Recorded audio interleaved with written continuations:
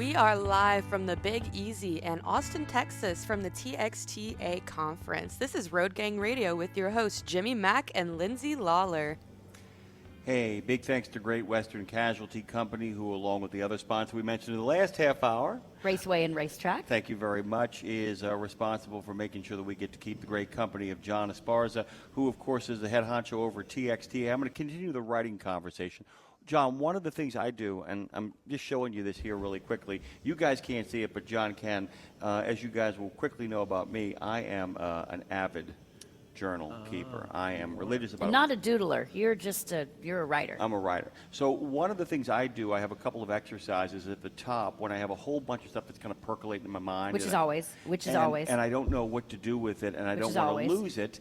I write this, not bullet points, but I write this kind of stream of consciousness where I say, I want to talk about this, I want to talk about that, I want to talk about this, I want to write about that, and make sure you get to this as well. And then I underline it, highlight it, so when I'm writing and I get the thoughts down, I make sure that I've covered all of them, so there's a starting point in case I want to come back to anything to be able to jump in. By the way, the action is really picking up here at TXTA. A lot of folks and friends showing up around the table.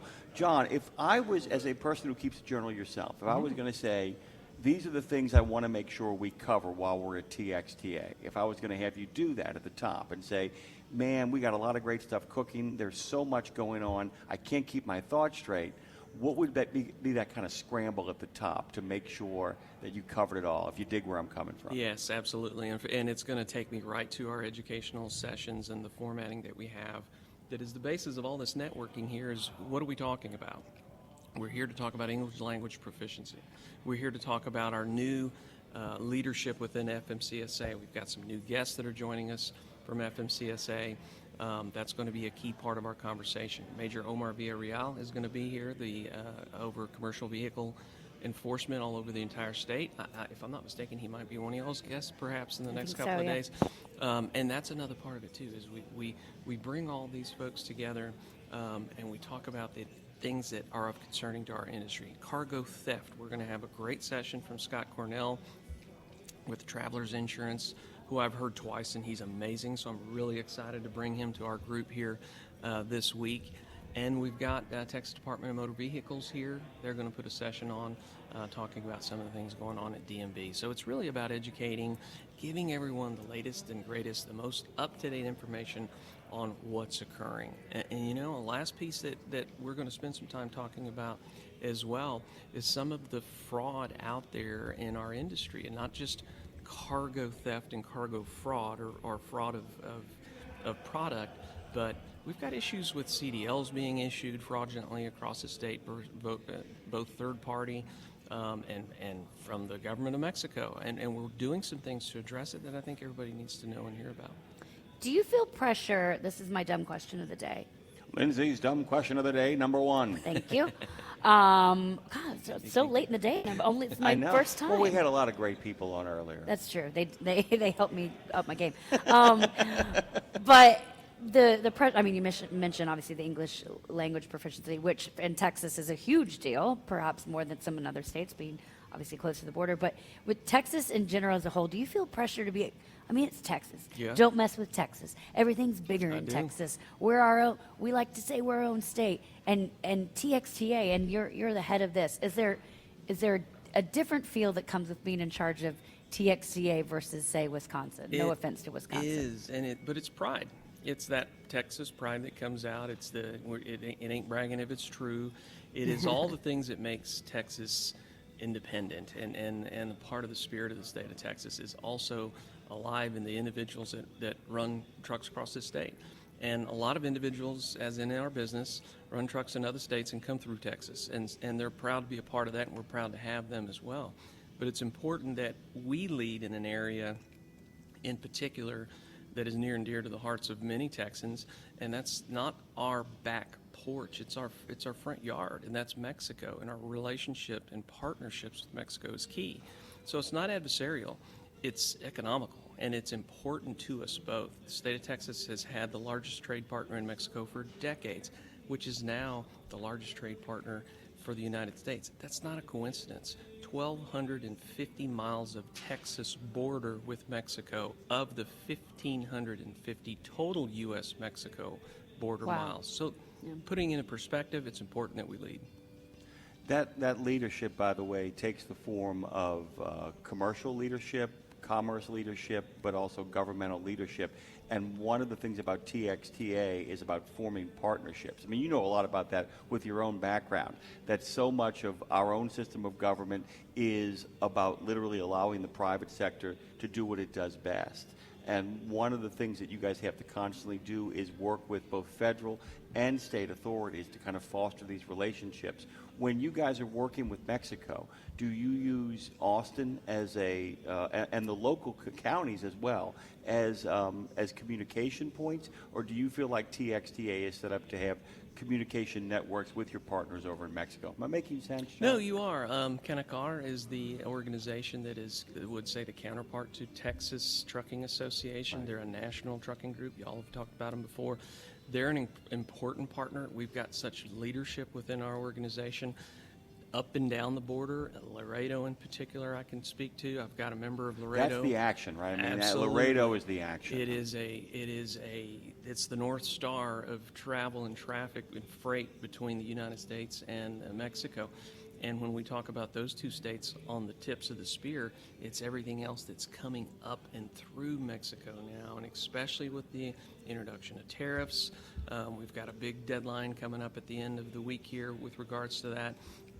You're seeing a lot of information, a lot of freight that would otherwise come straight across to some of our borders, some of our ports on the U.S. side are coming through Mexico with the relationships that are there. So dynamics are changing, and we have to be prepared to adjust and frankly adjusting ahead of those dynamics when it comes to logistics, and that's going to be important for us moving forward. Really quickly, Lindsay, before you get to something, and Laredo, by the way, because of all of that, is experiencing one of the greatest growths the city possibly can. A lot of people aren't aware of the fact that place is growing and growing and growing. If I remember correctly, there's a lot of warehouses popping up, more need for security issues are going on down there, both in a cyber and an boots on the ground sort of way.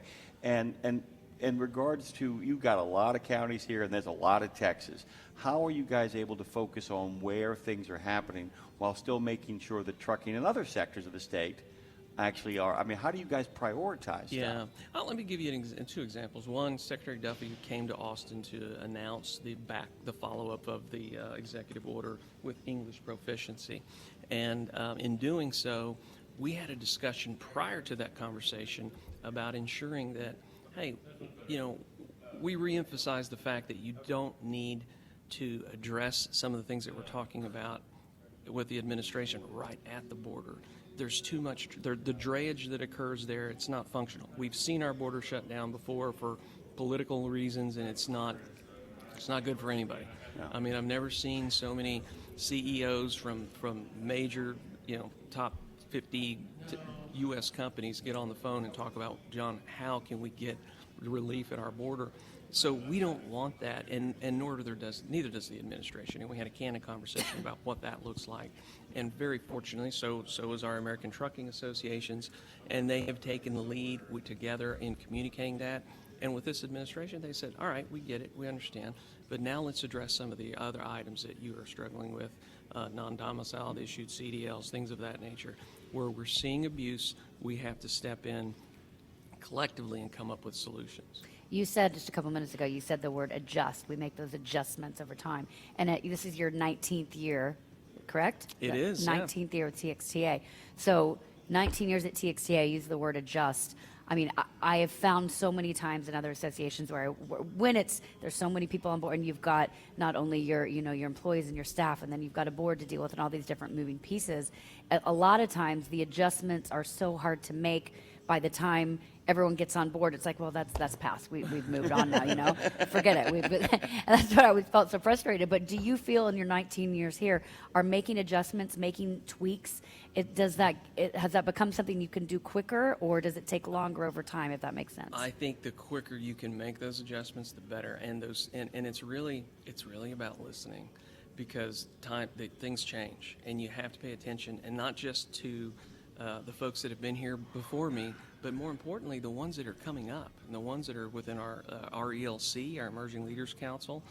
Some of the it's interesting because we will poll the most seasoned individuals within this organization for their knowledge and information, and then we will poll some of the folks that are new to the ELC and pay attention to what they prioritize above what we hear from the folks that have more experience. Because if they're coming up and they have questions about things that are just daily, things that may not be as, to me, well, I thought they might have an idea of what that actually looks like from their perspective better than anyone. They're seeing it through a different lens. Doesn't make it wrong. It doesn't make it right. It makes it important for us to listen and make those adjustments. And that's the way we stay ahead of the curve, and we're providing what associations should provide to their members. I've always, and Elizabeth Barn and I were talking about this, Jane Jezraoui and I were talking about this. One of the things, and as I talked to Elizabeth on Monday about this, one of the things you guys have really stayed ahead of the curve on is that a lot of people who come from my generation, Generation X, have seen what the problems that can ensue when people don't have what I call succession plans. And I make fun of people that I love very much, but when geezers in golf pants won't give up the keys. Well, I will tell you, my father, who I admire deeply, one day at 76 said, "I'm giving you my car, don't buy a new one." I said, "Well, what are you going to do?" He said, "Have other people drive me. I can't do it anymore." Oh, can I say that now? Yes, I'm giving you my car. I want other people to drive me. But John, you know what I'm talking about here is that there's a lot of people who have what they call founder syndrome. A lot of people feel like they're indispensable and all that. And you guys really seem to have put into place with this young emerging leadership, the idea that you guys are cognizantly aware of the fact that if there isn't if we're not keeping the pipeline open for new leadership, this is how organizations collapse. Absolutely. Or get taken over by elements that they didn't want involved in it. Absolutely. Because when you don't cultivate the next generation of leadership, somebody says, "Oh, there's a vacuum," and I will kind of step into that, and that's when the problem starts. That's really been the design. You guys want a continuum here that is a consistency that is still opened itself up to change, right? Absolutely. We've been around since 1932. Nobody's guaranteeing us to be around for the next 90 years. We have to adjust, and it's about not just the leaders and the staff that we accumulate, but the folks that help us curry through these changes. My chairman for the foundation, sitting over to my left here, is one of them. You have to have individuals that through their experiences can share. And what I constantly remind folks is that I do not run a trucking company. Kimberly does not run a trucking company. I have some folks on staff that have run trucking companies. But today, what are we learning about what the challenges our members are facing today? They're going to be important moving forward. And a lot of times that we all identify those things through the ELC. They want to talk more about autonomous trucking and AI in this space than any other sect of individuals within the trucking industry, because they're curious and they know that if they love this industry and they are here and they do, they're going to have to adjust with the changing times as well, and we're going to work with them and adjust with them as well. You said, President, Mr. President, you said here, John Esparza, president of TXTA, you just said, we're out of time, but you said, there's no guarantee that we'll be here tomorrow, but be honest, Texas would be the last man standing if everything were to go. My husband's friends used to play this game out in L.A. He worked on Jackass. When it was time to close the bar, they'd play a game called I'm Not Leaving, and they'd all sit down like children with their legs crossed and see who'd get thrown out last. That's kind of Texas when it comes to trucking, right? Oh, it will be. That's the spirit of Texas for sure. I'm pretty sure we could power up. We've got our own grid, electric grid.